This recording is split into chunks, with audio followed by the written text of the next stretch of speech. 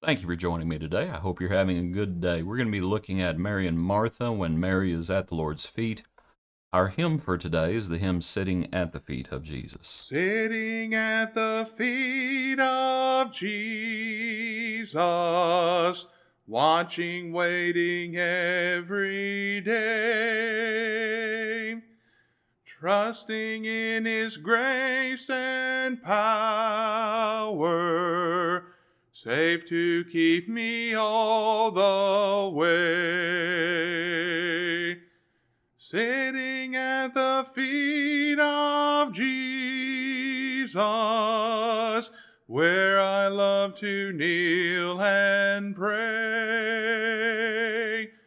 till His goodness and His glory drive the shadows from my way.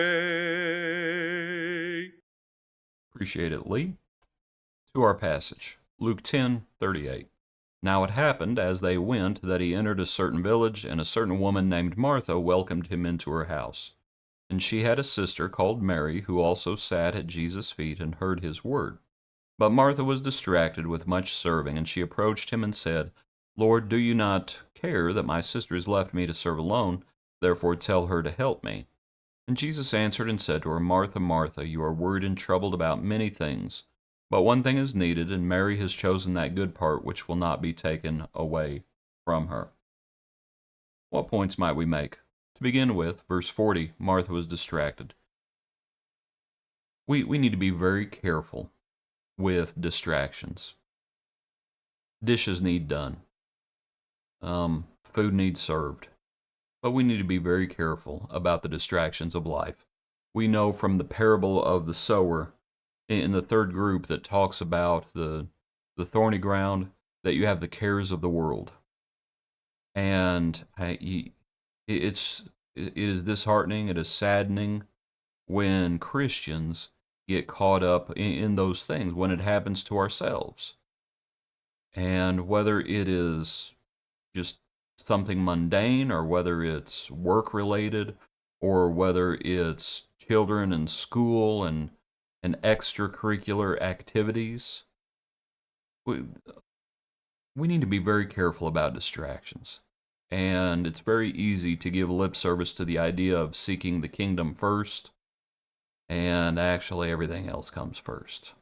So we need to make sure we're denying ourselves and not being distracted by the cares of the world and the desires for other things. All of those different ideas. Back to our passage. Just go through what Martha says in verse 40. And just take it apart piece by piece. She comes to him and says, Lord. She was casting her cares upon the Lord. Now that's a good thing. But we need to understand what Scripture says. We have the confidence that He hears us if we ask things according to His will. Okay, so she's doing the right thing by coming to Jesus, but it is not according to His will. And that's what she's going to have to learn. But she says, do you not care that my sister's left me? Please notice in verse 38, Martha welcomes him into her house. Perhaps the older sister says it's her house. Do you not care? Well, yes, the Lord cares about us. But here, do you not care that my sister has left me to serve alone?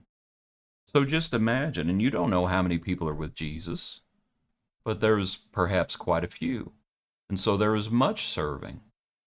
And Mary had left her, it says. And so you think about that. And think about how we treat children sometimes. When, for example, if mother gets up to do the dishes, and then, or perhaps a daughter gets up to do the dishes, perhaps one child gets up to do the dishes, and the other child does not, and we say, you need to get in there and you need to help her. Well, that's what Martha is saying. She needs to get in here and she needs to help me. She left me. She abandoned me.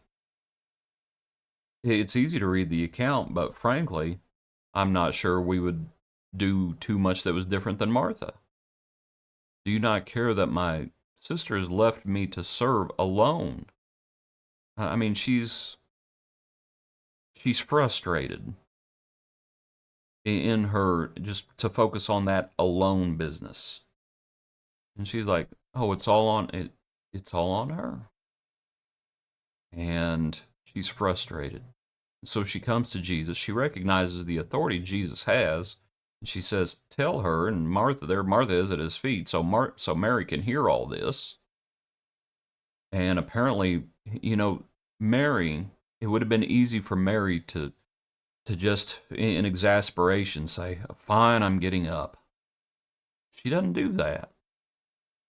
She doesn't do that. And that's interesting because she's hearing all this as Martha comes to Jesus.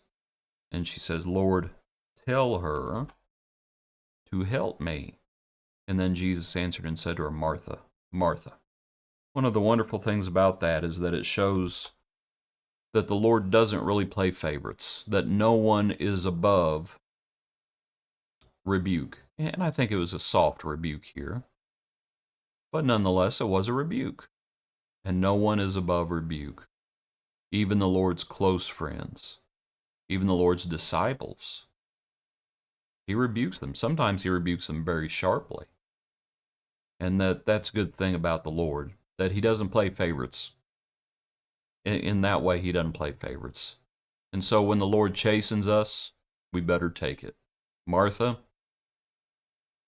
don't be distracted. You're distracted and you're worrying about a lot of stuff. One thing is needed. And Mary's chosen that. Not going to take it away from her. Appreciate you. Hope you have a good day. Join us tomorrow for another portion of our daily praise.